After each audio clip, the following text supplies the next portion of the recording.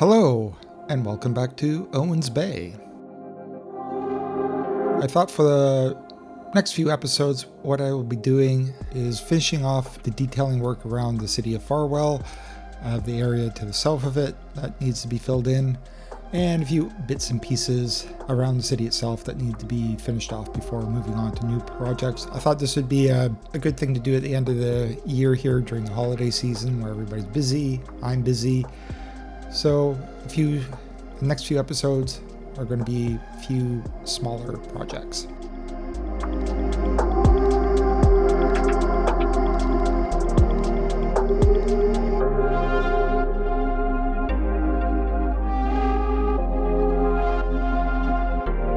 For today's episode, I'm going to be creating a wetland.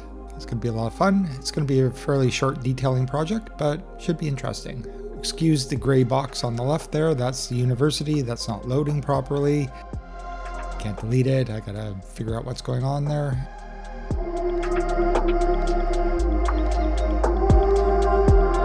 Anyway, we're coming up onto the area we're going to be working on today. My name's Geifs, and let's get started.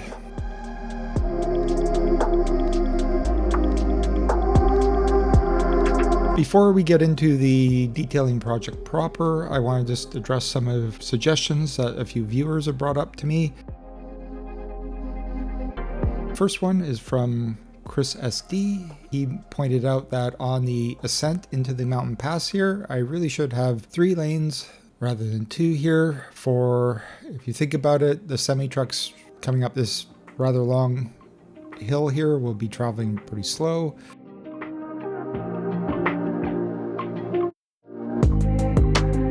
Yeah, an extra passing lane here for the traffic, probably needed. Unfortunately, the way the traffic behaves in game, it doesn't actually use it as such, but visually it makes sense. So I'm just gonna add one here and this long straight stretch.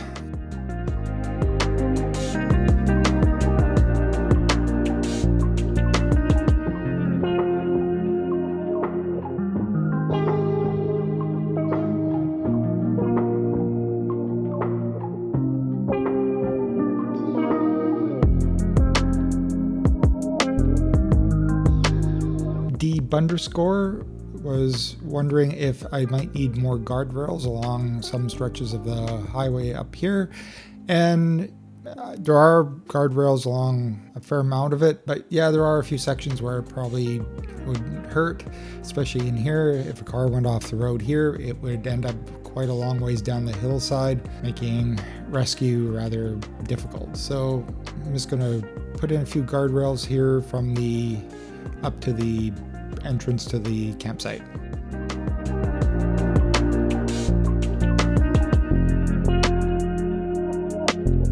And I asked for a few names for the hot springs here. Joanne Hitz suggested the name of Hellas Hot Springs, which I think is quite nice. So that's now the name of it. And somebody else had the idea that this would be a party spot for the local teenagers, high school students. Yes, but high school students, alcohol, and hot springs, not a good combination.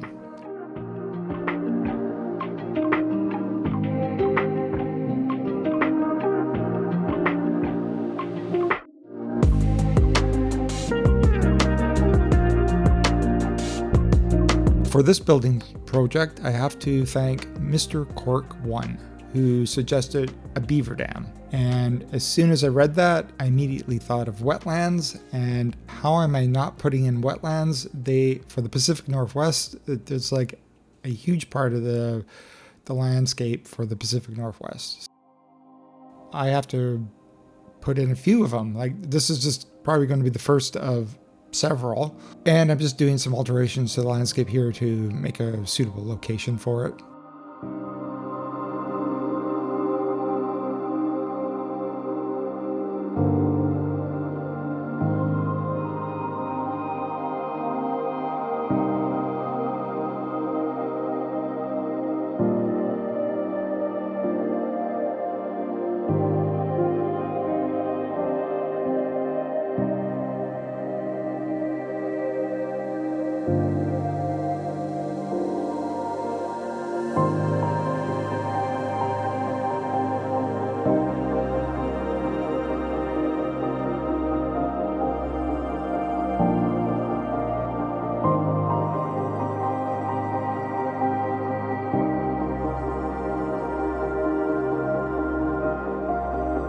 What I'm trying to do here is create a flat, marshy, flooded area. Rather tricky with the tools we have in game so far.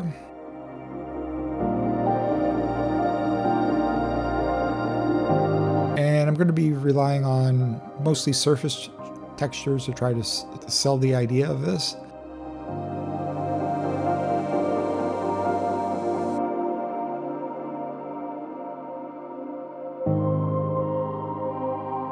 And the Beaver Lodge, simply just a little hill in the middle of the lake.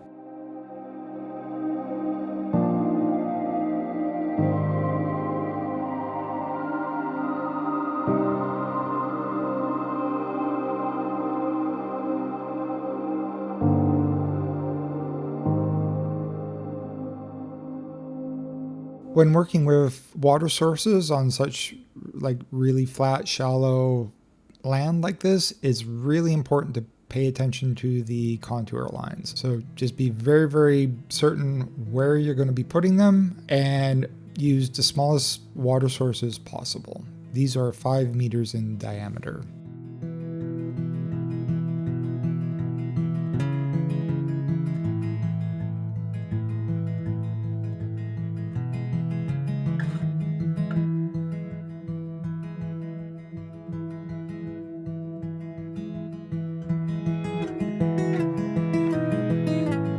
Now, trying to think of material for the beaver dam, the only real option are these rubble piles of wood. And stacked up together and from a little bit of a distance, yeah, they work pretty good.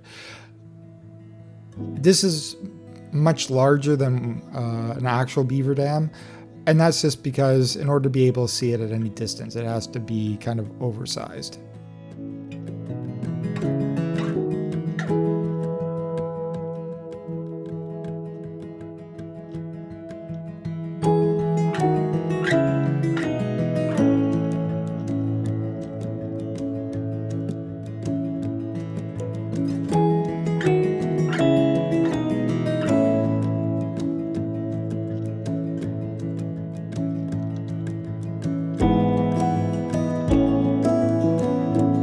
And to make it look like it's made out of actual logs and trees, I'm going to place a couple of trees, make them dead, and then tip them over into the dam. This works. It looks pretty good, but you have to, when doing this sort of detailing, you have to be aware of like what's your view distance. This works really good close up, but at any distance away from it, it sort of disappears. So you have to kind of keep that in mind when working with it. Like, what are you planning? Are you doing like real close-up screenshots and cinematics where you're actually going to see it, or are you going to be farther away and you're not going to be able to notice it? It will, influence what you decide to include or not include, depending on those circumstances.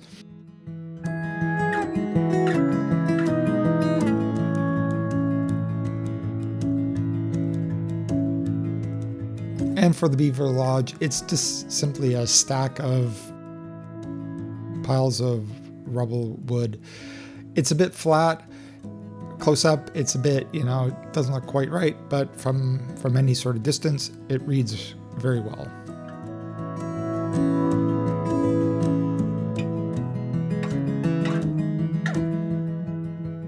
Now I want the ground to look different here, so I'm going to build up a number of different surfaces to try to achieve that. The first surface I'm using here is the forestry surface. It has a nice transparent kind of muddy look to it, which looks pretty good around the water edge.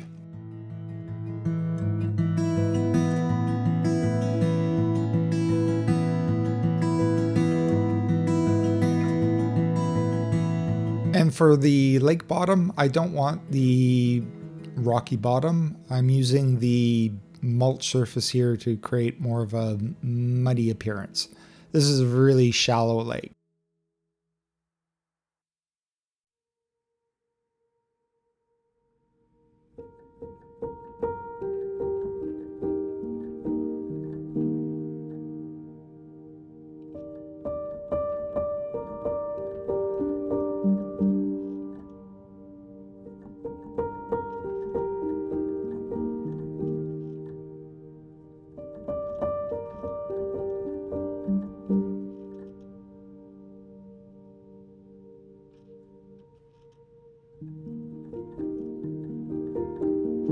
And now I'm just going to stack a bunch of different surfaces on top of each other to try to get different effects. I'm going to start here with Sully's riverbed texture. And now I'm going to cover it with my own transparent green surface.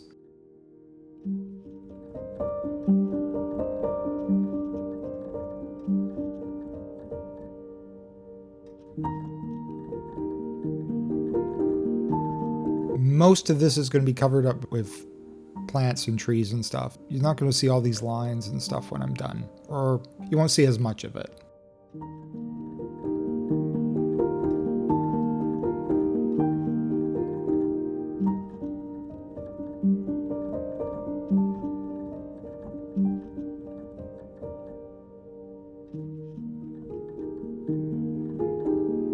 And to finish it off, I'm going to use this dry grass texture just to break up the surface, give it a bit more variation.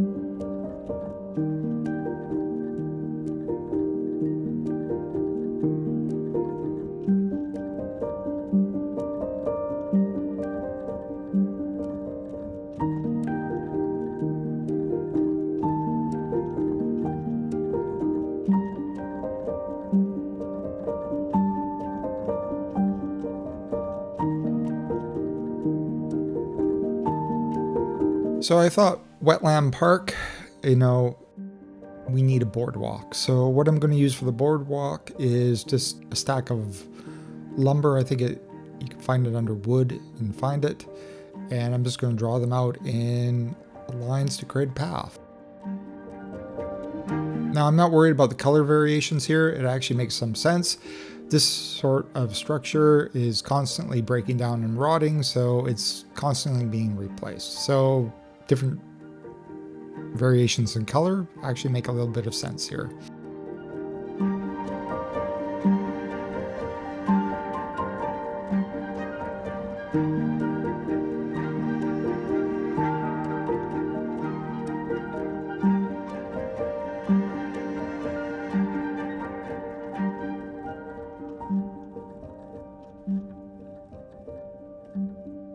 I'm going to use a wood fence for a guardrail. This isn't really perfect in any way. It's going to be meant to be viewed from a bit of a distance, so it doesn't have to be 100% perfect. It just has to look good enough from altitude.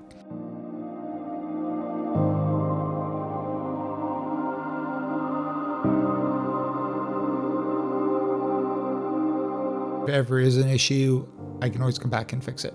Now there's a bit of Z fighting here.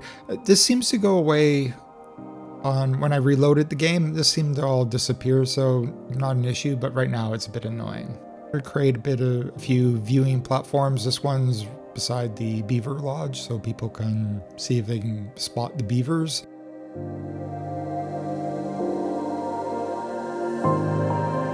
And this one's kind of over a meadow area for bird watching.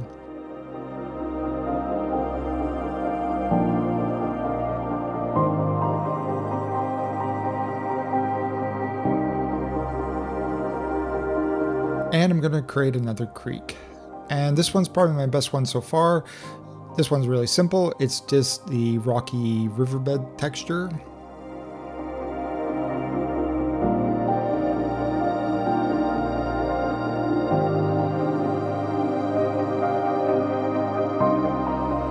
A few boulders.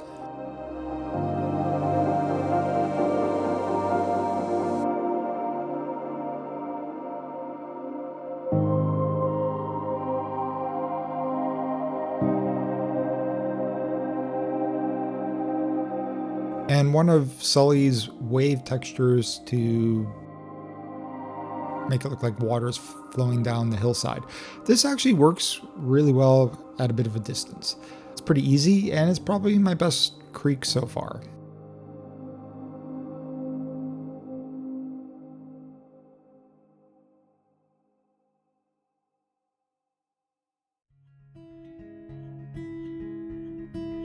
And I'm going to once again try this trick with the dead trees. I'm going to knock them down over the creek to give it a bit more visual interest. This once again looks really good close up, but at a distance it kind of disappears. So keep that in mind if you want to try these techniques. It's really about where your primary view is.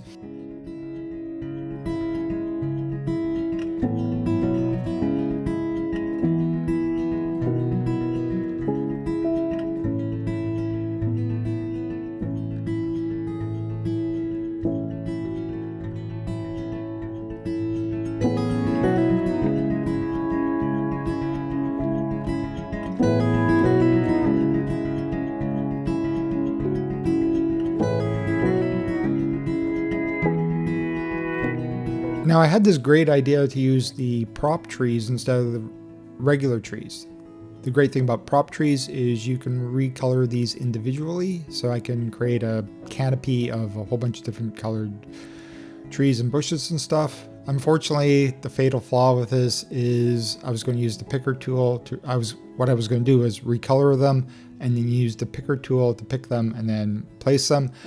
Unfortunately, the picker tool does not pick the colors, so it works, it will work, but in this particular circumstance with so many trees, it's just way too cumbersome to actually do.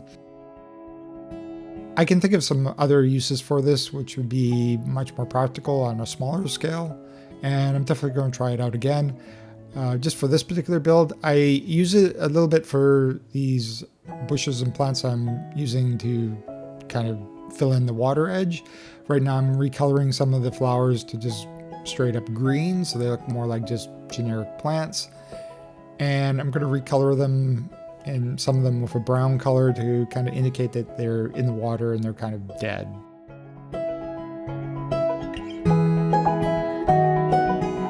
I need to play around with this idea a bit more. This is my first attempt with it. I have some other ideas I could use for this, but yeah, I just need to play around with this one a little bit more. I don't do it for the rest of the trees. It's just, like I said, there's way too many trees here to have to sit here and hand color each and every one of them.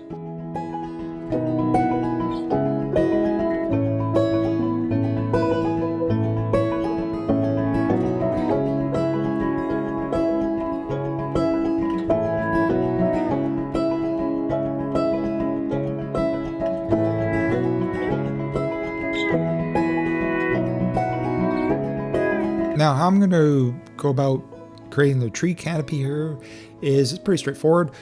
I'm going to start with the plants that are lowest to the ground, closest to the water, and then just build them up according to height. So it is the shrubs and flowers, small bushes, the London plane, the oaks, then the alders, and then just a few spruce trees sprinkled in.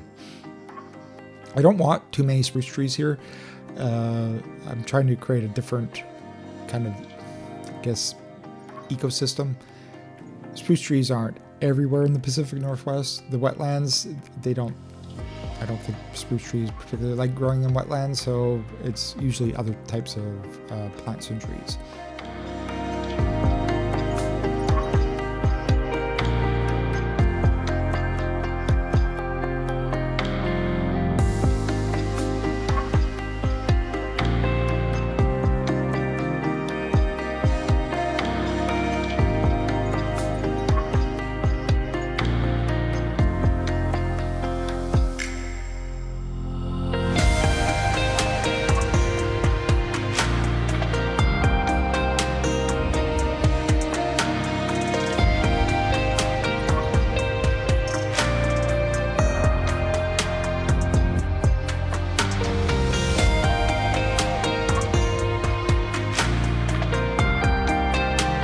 I don't really like the alder tree all that much, but I am finding better ways of using it to make it look like it fits into the landscape a little better.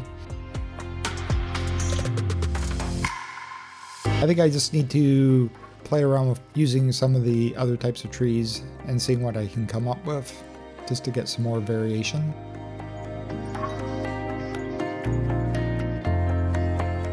Okay, now that I've kind of done the test around the lake, I'm going to fill in the rest of the wetlands.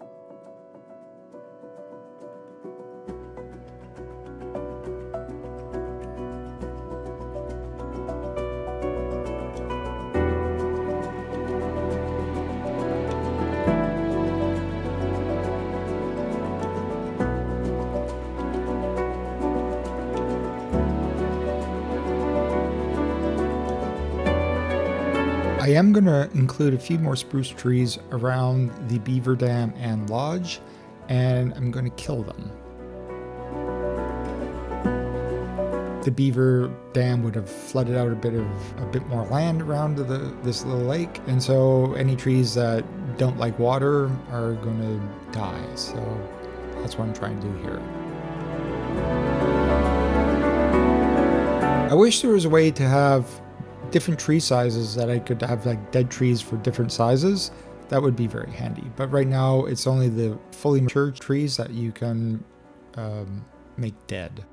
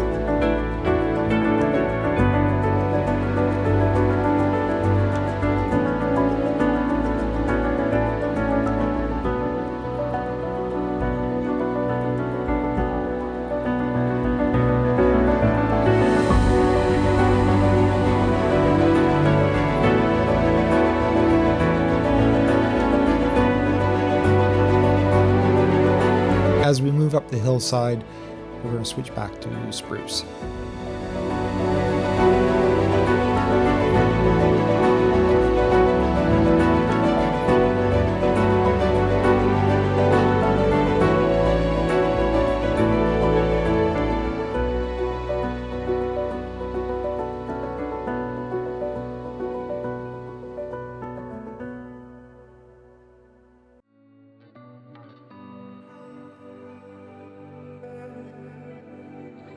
I definitely need to practice with this sort of technique some more. I don't think this is necessarily the best example of it. I think it needs to be refined a bit, but definitely worth exploring some more in some future projects.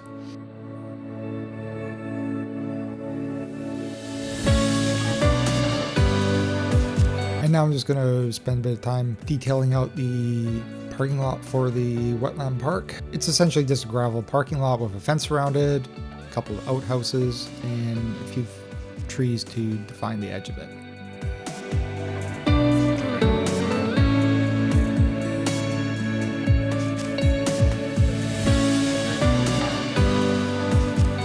I'm also going to place one of Harbour Master Jay's lifeguard towers here as a viewing platform. not quite right, but at a distance, they kind of read as the building they read as the building I want. So they'll work for now.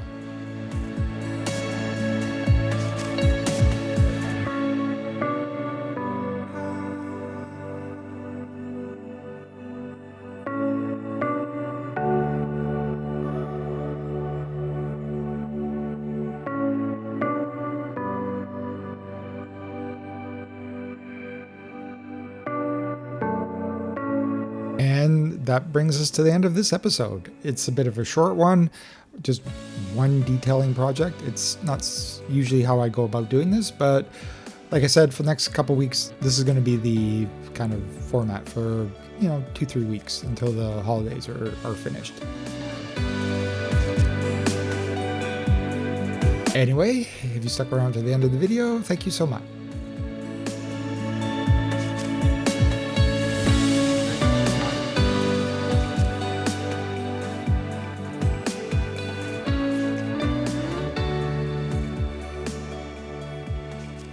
And I'll see you next time.